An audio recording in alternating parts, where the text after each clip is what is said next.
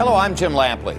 Welcome to this look back at the stories behind Tyson Douglas, one of the most memorable fights in 30 years of boxing on HBO. Mike Tyson made his first trip to Tokyo in March 1988 for a rapid destruction of former titleist Tony Tubbs. By the time of Tyson's next Pacific crossing 2 years later, his life had become an earthquake, an unrelenting series of seismic tabloid shocks, and the specter of the big one loomed closer than anyone on this bad planet could possibly have imagined. In February of 1990, 23-year-old Mike Tyson was about to enter the ring for the 38th time in his professional career. The fight was taking place in Tokyo, Japan, and his opponent, as usual, was paid little heed. This was just another demonstration of Tyson at the peak of his powers. The culmination of a career that began with a ferocious and memorable debut in the mid-1980s. Right hand by Tyson. Right to the head, and it's all over. Oh, wow. Well, a lot of Tyson's early opponents were terrified because of his record and his manner, and the way he just came roaring out of the corner and was throwing punches nonstop. He was being fed a lot of stiffs and just reeling off these one-round knockouts. He was doing it so spectacularly and so routinely that you could hardly help but get enthusiastic about this. They're always drawn to the big punch. The big punch is something out of the primordial ooze that we cannot deny. Now, I've seen Tyson hit guys and just remove them from the consciousness of the earth. In 1986, Tyson, at age 20, became the youngest heavyweight champion in history. And we have a new era in boxing. He wasn't just winning fights, and he wasn't just knocking out everybody. I mean, he was knocking them out in the first round, and it looked like this was his destiny.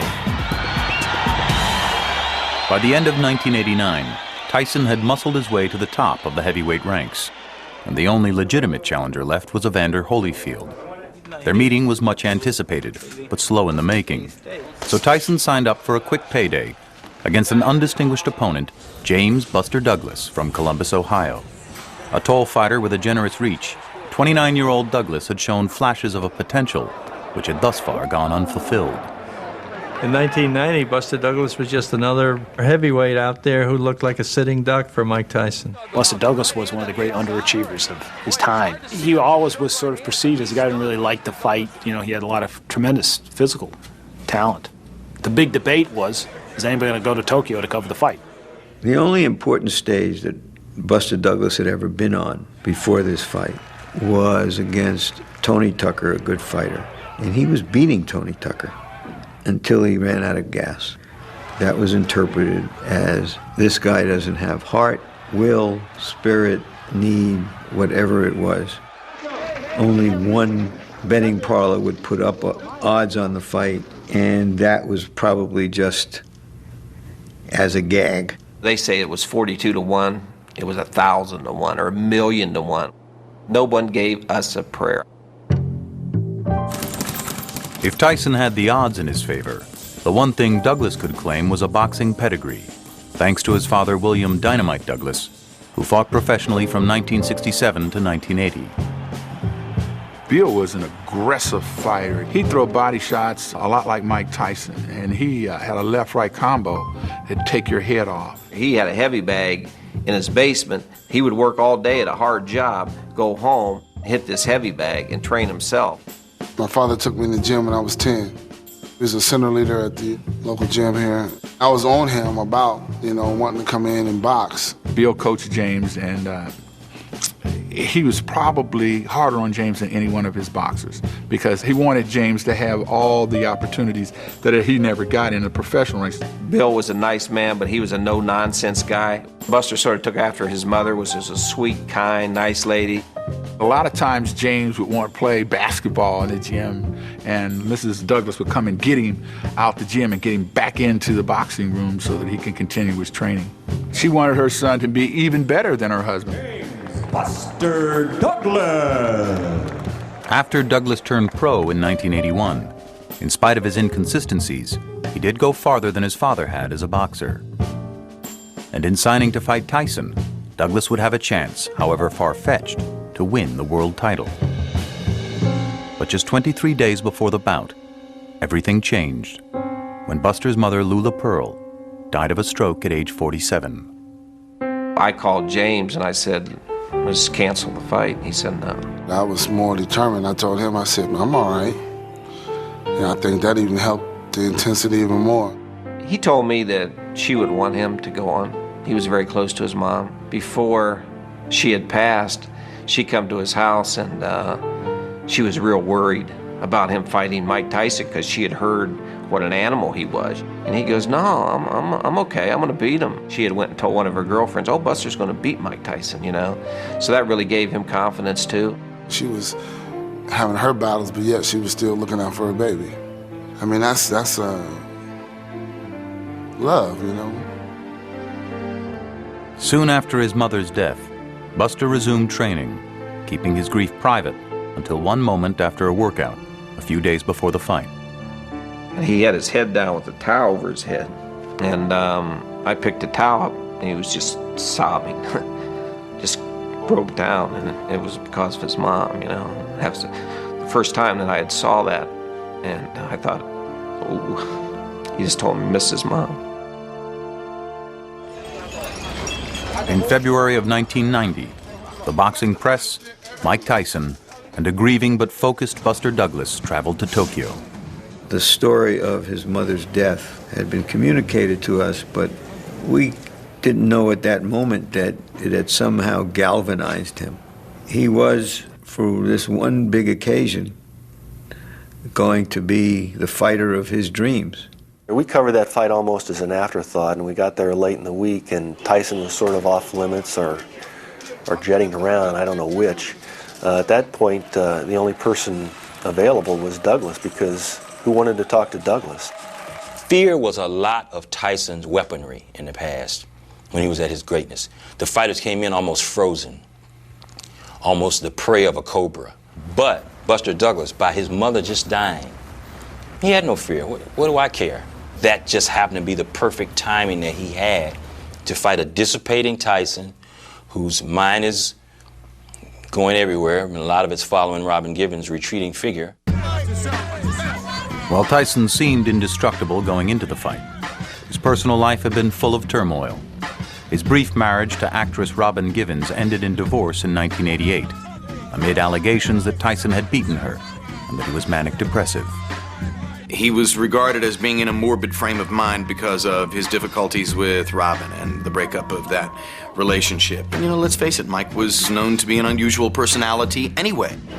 By late 1988, Tyson's behavior had become increasingly bizarre. Boxing champion Mike Tyson allegedly went on another emotional rampage. Tyson lost control of his BMW and it Mike Tyson was found guilty yesterday of fondling the champ's troubles continue to multiply. At the same time, Tyson was taking apart his old management team and bringing in the new, led by controversial promoter Don King. Gone were manager Bill Caton and longtime trainer Kevin Rooney. Replacing Rooney was Aaron Snowell, who soon found out that he had an uncooperative fighter on his hands. He no longer wanted me to run with him. He didn't want to be bothered. He said, if they come and get me to run, I'm leaving up out of here. And that was his attitude. In a workout in Tokyo, Mike was sparring with Greg Page, and he got hit and went down. He looked at me when he went down. I said, get up. And he got up and came over like this, and I wiped his gloves off, and I told him to go back in there. I had sat down one night, and I talked to Mike. I told him, you're not Superman, and the best that I know about this game, the things you've been doing and how you've been doing it, you're headed for a butt whooping.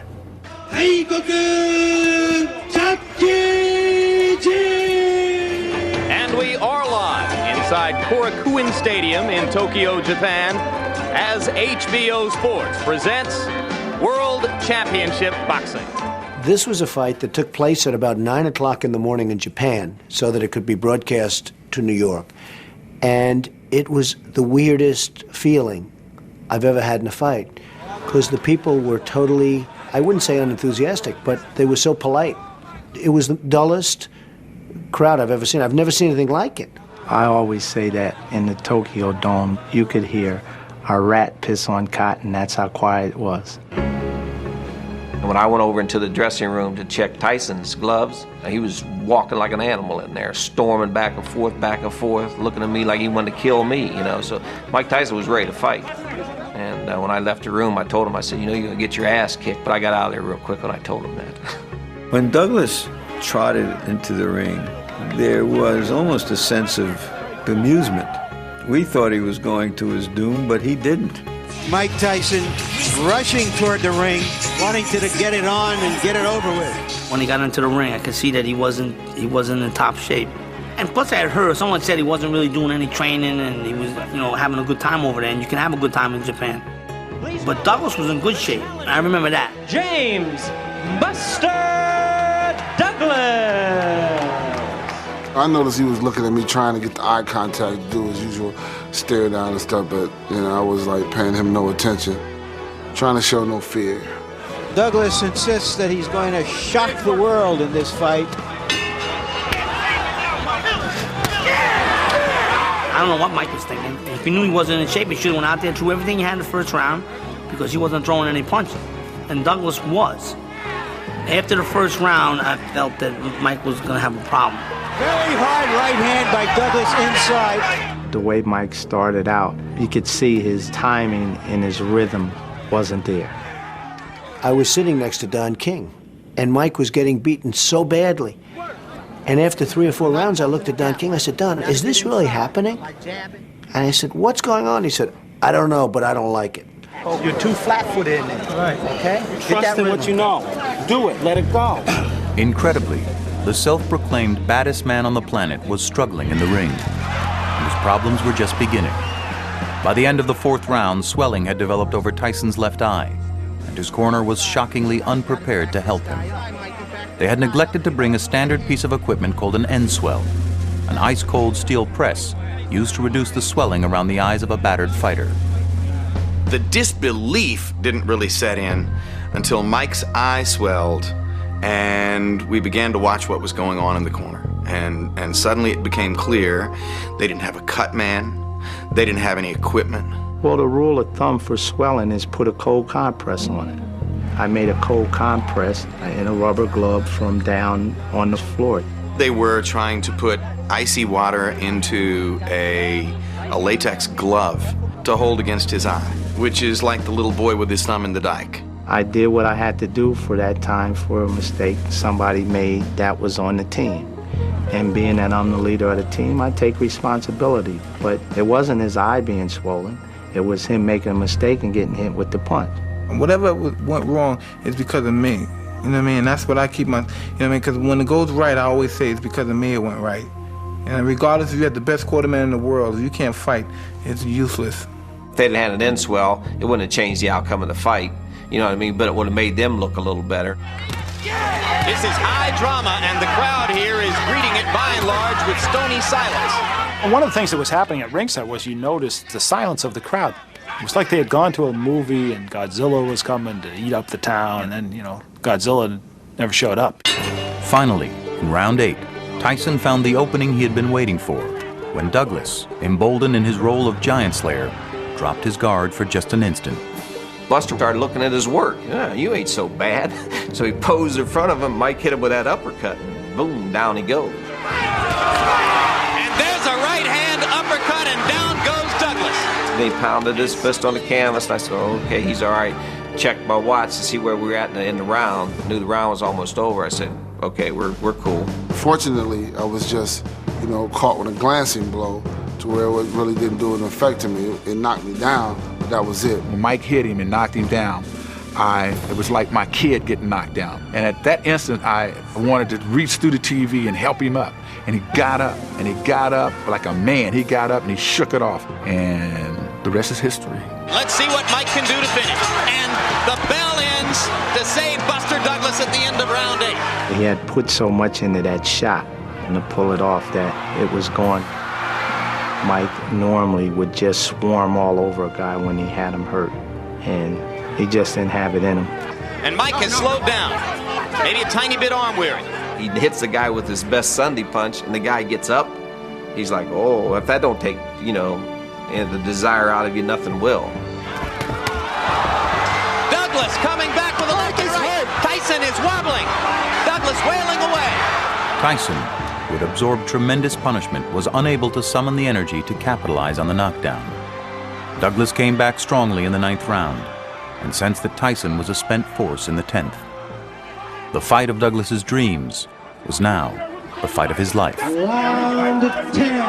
I started popping him with them jabs, seeing he wasn't moving as much as he was before. Then I pivoted, you know, I had got leverage and came up with it, you know, a real good uppercut. Bow! Oh, the uppercut! And I swear, if Mike Tyson's neck wasn't so big, it'd have ripped his head off. When he hit him, I actually went like that. I swear to God, I did. I went like that. I thought maybe he knocked his head off. He hit him so hard with that uppercut. And then he just come with combinations and just drilled him. He fell right in our corner. I said, you're done. Stay down, Mike. I said, oh, shit. That's what went to my mind. What an uppercut by Douglas, and down goes Tyson. And I'm thinking crazy. I'm saying they won't allow me to fight if I don't have the mouthpiece in my mouth. So I'm grabbing for the mouthpiece. It was over. I tried to get up, and I was hazy. I didn't know where I was at. It's over. It's over. Mike Tyson has been knocked out. At the end of the fight, he asked me what had happened, and I said, you got knocked out. He wasn't feeling too good. His eye was swollen shut. He wanted to break down and cry, but he held himself together. He took his butt whooping like a man. And new heavyweight champion of the world, James Buster Douglas. Let's go ahead and call it the biggest upset in the history of heavyweight championship fights. Buster beat him at his best. And that myth about him not being in shape, that's not true. Because if he wouldn't have been in shape, he'd have been out there in about the 2nd or 3rd round because Buster was humming him.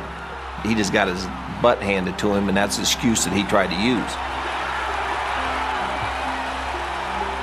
Why did it happen, James? Because I wanted it. Why? Why did you win this fight that nobody on the planet gave you? His mother. In what way? God bless her heart. People around him were saying, let's go, let's get out of here. You want to go, James? No, let him talk. But that was his moment, and he wanted to speak.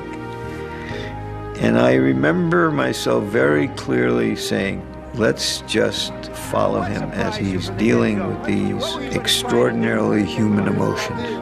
I'm just feeling real good and finally able to exhale with all the things that have been going on that I had to keep inside. The main thing I wanted to do was express my joy for my father and my mom, but my father. And Dad, this one is for you. I love you. He's my hero. To take the baton, so to speak, and then just to fulfill a dream, not only for myself, but for him, was just the most rewarding thing in the world. But in boxing, nothing is ever as simple as it seems. While the world had witnessed a stunning upset victory, Don King would brazenly claim that the real winner was Tyson. I said, I told you, Don, I told you we were going to kick his butt. And he said, get away from me, I'm protesting. I said, protesting what? King claimed that when Tyson knocked Douglas down in the 8th round, the count went long and should have been ruled a knockout in favor of Tyson. Though tradition holds that the defeated champion keeps his belts, in the chaos following the fight, Russell snagged one of Tyson's belts, figuring that in the event of a protest, possession is 9/10 of the law. They were all looking for the belt. I gave it to Buster when we got back. I said that they could protest it, but they can't take the belt because we got the belt. And then it starts with the, accusations. Well, they might not let you be the champion. You might have to relinquish the belt and fight again for the belt. It's like, well, you might have won the fight, but you're not going to enjoy being champion. Word came that there was going to be a meeting back at the scene of the crime. You didn't know what was up, but you knew it wasn't going to be good for Buster Douglas. It was one of the most contentious press conferences I've ever seen. The door banged open and they walked to the side, and the image in my mind was, now you know what it feels like to be working at a 7-Eleven at 4 in the morning when they come in to rob you. And there's nothing that you can do. Here they come. Don King perhaps because he wasn't in America, was behaving with amazing impunity and bravado. I mean, he just assumed that he could overturn this decision, this knockout, with no problem at all. And for a while, it looked like he would. Everybody has seen the facts, and the facts are irrefutable and incontrovertible. First knockout totally obliterated the second knockout. Claiming that Douglas had been knocked out. Well, Douglas hadn't been knocked out. The guy said 9, he got up. This is boxing baloney. This is not true. King went to the videotape, questioning the accuracy of referee Octavio Mayron's count. But according to boxing rules, the ref in the ring is the ultimate authority. And even if the count as executed by Mayron was slow, it was final. More important, Douglas was on his feet at 9 and ready to fight. Silenced by the public's vocal support for the new champ, King abandoned his quest to take back the title. When he came home, it was like nothing I'd ever seen before. The pride that the city had, there was so much excitement, and it was amazing how many people admitted they were on the bandwagon. We knew you were going to do it, Buster. And the news was just rocking with James Buster Douglas from Columbus, Ohio.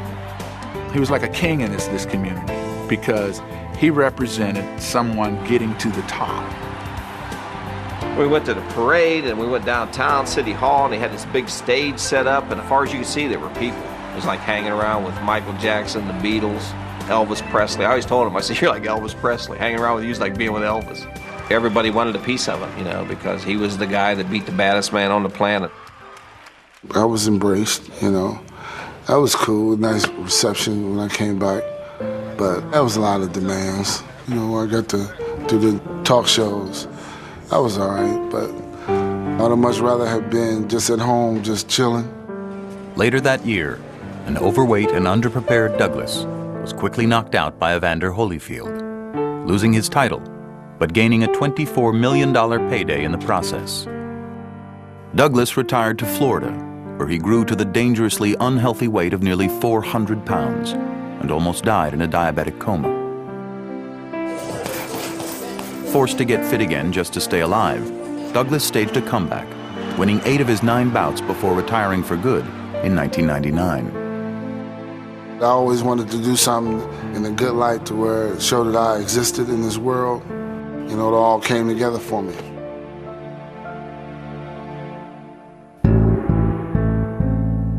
As for Tyson, after losing to Douglas, things would only get worse. He fought just 4 more times before being sent to prison in March of 1992 for the rape of a beauty queen. And after being released 3 years later on parole, he returned to the ring a caricature of what he once was. Between ear bitings and angry outbursts, Tyson continued to make headlines. But the aura of invincibility was gone. Looking back now, the Tyson-Douglas fight is really the beginning of the end for Mike Tyson, because Douglas exposed him as a guy that can be beaten if you're not afraid of him. Just keep chopping on him. Just keep chopping on him. And eventually he's going to go. And that's what happened. As you seen over there, he was flat on his ass. Yeah! The blueprint that existed for how to fight Mike Tyson was executed by Buster Douglas. Nobody knew that he was capable of it. The ring was his refuge, and once he lost that image of being a monster destroyer, of being untouchable, then he had to face something closer to real life, and that's a very, very difficult prospect for him. Mike Tyson will be okay. He'll be all right. Regardless of what people would like to see happen to me, like people say, oh, he'll just wind up like the rest of the fighters. Nada. I doubt that seriously. And that's why I guess people are upset, because they really wish that would happen. He was like one of those guys just there to flare briefly. And now that that's dimmed, I think it's going to be a long journey out. Douglas turned out to be just as badly programmed for success in 1990 as was Tyson. Evander Holyfield immediately knocked Douglas out, but another 6 years would pass before Tyson and Holyfield finally met. And by that time, Iron Mike had lived several more damaging lifetimes outside the ring. Through all the upheaval, Tyson remained the sport's most famous and infamous figure and its biggest box office draw. Thanks for watching The Tale of Tyson Douglas.